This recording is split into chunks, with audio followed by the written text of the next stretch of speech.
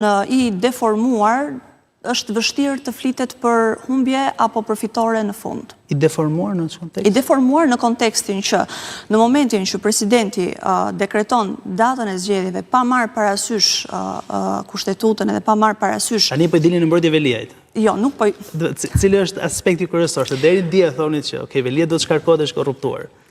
Tani jemi në një tjetër kontekst. Tani nuk po i dal në mbrojtje Veliajt, por po flas vetëm për proces. Që kam në një gjë të keqe se çështja e zgjedhjeve politike po për të kuptuar më shumë. Por nuk është e njëjta gjë. Do ky është gabimi se Artiola ka të drejtë, nuk është e njëjta gjë. Vendimi i presidentit është për mendimin tim tërësisht antikushtetues dhe ka shumë drejt për atë që thot, por kjo nuk do thotë se ti mbështet Erion Veliajn në fakt kur tregon të vërtetën siç është. Këto janë dy gjëra të ndara. Po, vendimi është antikushtetues dhe ajo çfarë ka bërë Bayram Bega është e patolerueshme. Por mos harrojmë që së bashku me deputetët tuaj edhe Partia Demokratike ka mundësinë që në parlament të bëjë Jo, janë dy gjëra të ndara. Atëherë, jemi dakord për pjesën e presidentit dhe veprimin e tij që është tërësisht antikushtetues, siç e dim shumë mirë që jemi parti opozitare dhe çdo palëzjedhje janë mundësi për ne që nuk i humbim dot. Pra, sepse janë mundësi për të fituar besimin, janë mundësi për të treguar veten, për të bashkuar votat, por janë mundësi edhe për dobësuar apo mundur Ramën në raste më të mirë. Që këto janë dy gjëra të ndara, nuk ka pse të pranojmë njërin dhe të mos pranojmë tjetrën. Edhe kur akoma, do me thënë përzid, të ta kthem prapë se të zgjedhja 11 majit, kur akoma nuk kemi një raport përfundimtar nga ndërkombëtarët, një raport përfundimtar të OSBE-u për zgjedhjen 11 majit. Pra është e vështirë të ketë zgjedhje të lira, të ndershme, demokratike me Ramën në qeveri dhe absolutisht nuk bëj mbrojtjet Veliajt, madje besoj që ai tani mori një shije të asaj që gatoi vet.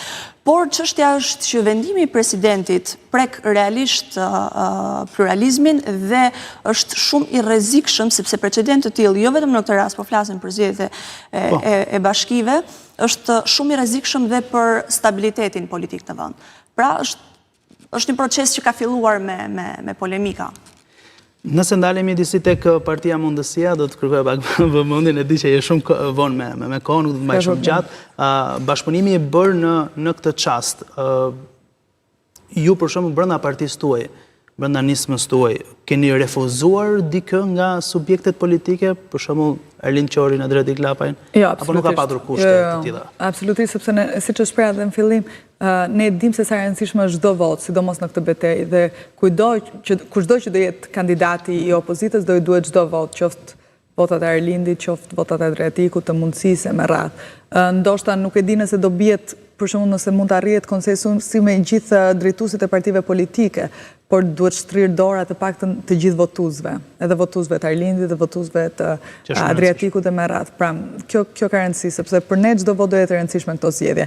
Mos harrojmë edhe afati është shumë i shkurtër. Është shumë i shkurtër vërtet në fakt, sepse jemi brenda afateve shumë të shkurtëra, nuk do të më japësh një emër fare të ndonjë personazhi te atyre që kanë përfolur apo këtu kemi qenë? Jo, këto personazhe që janë përfolur, por më këto janë në diskutim.